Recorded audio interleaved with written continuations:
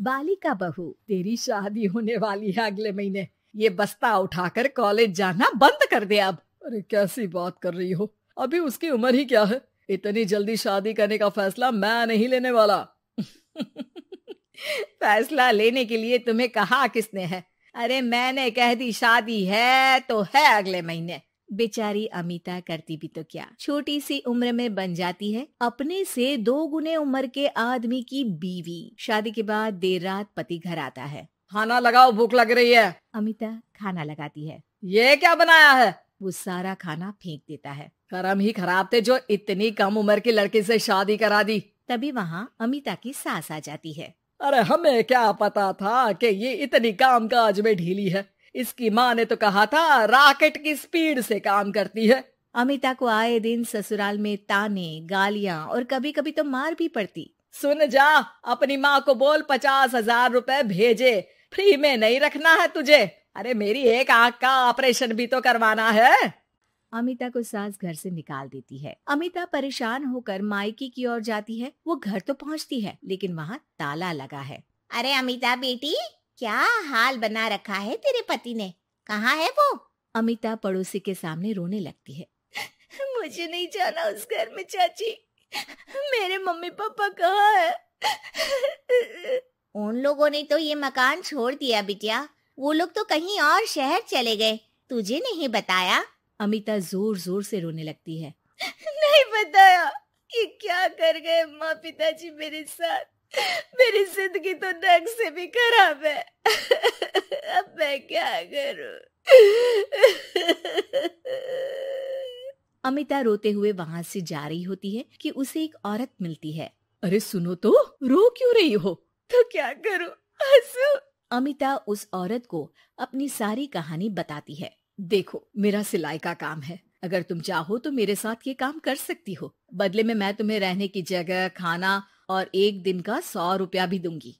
अमिता कुछ सोचती है और फिर उस औरत के साथ चल देती है। अब क्या था, अमिता की जिंदगी अपने मायके और ससुराल से दूर एक नए सिरे से शुरू होती है। रहना खाना फ्री होने के कारण अमिता रोज का पैसा बचा लेती। वो आसपास के लोगों के भी कपड़े सिलने लगी। और एक दिन सिलाई सेंटर की एक औरत कहती है, अरे वो साड़ी की कंपनी है ना, वो बिक रही है। पास बैठी अमिता सारी बात सुन रही थी। हाँ, बिक तो रही है, लेकिन उस बंद पड़ी मनहूस कंपनी को खरीदेगा कौन? तभी तो इतनी सस्ती बिक रही है, लेकिन कोई खरीदार नहीं है। फिर भी कितने की बिक रही है? अरे पूरे 5 लाख में मशीनों के साथ। लेकिन यहाँ कोई लेबर काम नहीं करेगा। पुराने मालिक ने किसी को पैसे ही नहीं दिए। उन लोगों ने कहा है कि जो नया मालिक आएगा वो लोगों को पैसा देगा। 5 लाख। अमिता घर आती है और अपने पैसे गिनती है, पूरे 3 लाख। अमिता सिलाई सेंटर वाली उस औरत के पास जाकर कहती है, चाची, मैंने इतने साल की कमाई में ये पैसे जमा किए हैं, पूरे 3 लाख है। वो बंद साड़ी की फैक्ट्री मैं खरीदना चाहती हूँ। अरे अमिता, पागल हो गई हो क्या? वो 5 लाख की बंद मनहूस फैक्ट्री खरीदेगी, फिर लेबर का बकाया पैसा देगी, और वो फैक्ट्री चलेगी कि नहीं ये भी कोई नहीं जानता। लेकिन अमिता नहीं मानती। वो उस औरत से कहती है कि वो उस फैक्ट्री को खरीदना चाहती है और खरीद कर ही रहेगी। औरत भी अमिता की मदद कर देती है और फिर अमिता के नाम एक साड़ी फैक्ट्री हो जाती है। शुभारंभ वाले दिन अमिता लेबर से कहती है, मैं इस फैक्ट्री को दोबारा खड़ी करना चाहती हूँ। आप लोग इसमें माहिर हैं। मैं नहीं जानती कि पहले वाला मालिक के काम करने का क्या तरीका था, लेकिन मैं अपनी योजनाओं के साथ आई हूँ। मेरे पास आप लोगों को देने के लिए अभी तो पैसे नहीं है, लेकिन मैं वादा करती हूँ 3 महीने में आप लोगों के पैसे ब्याज सहित आप लोगों को दे दूंगी। और ये क्या बात होती है? हम सारा दिन फिर से काम करें और पैसे ना मिले तो हम खाएंगे क्या? सिर्फ 3 महीने की बात है। वैसे भी आप लोग बिना काम के यहाँ नए मालिक के इंतजार में बैठे ही थे। मैं काम करना चाहती हूँ और 3 महीने में सारे पैसे देने का वादा भी करती हूँ। लेबर आपस में सलाह करते हैं और अमिता की बात मान लेते हैं। सिलाई सेंटर से मशीन, सिलाई और कपड़े के ज्ञान में माहिर हो चुकी अमिता सभी के साथ मिलकर खुद काम करती। शहर और दूसरे शहरों में घूम घूम कर साड़ी का डिजाइन दिखाती और ऑर्डर लेती। अमिता को कई जगह से ऑर्डर आ जाते हैं। कई लोग उसके काम को सराहते तो कई आलोचना भी करते।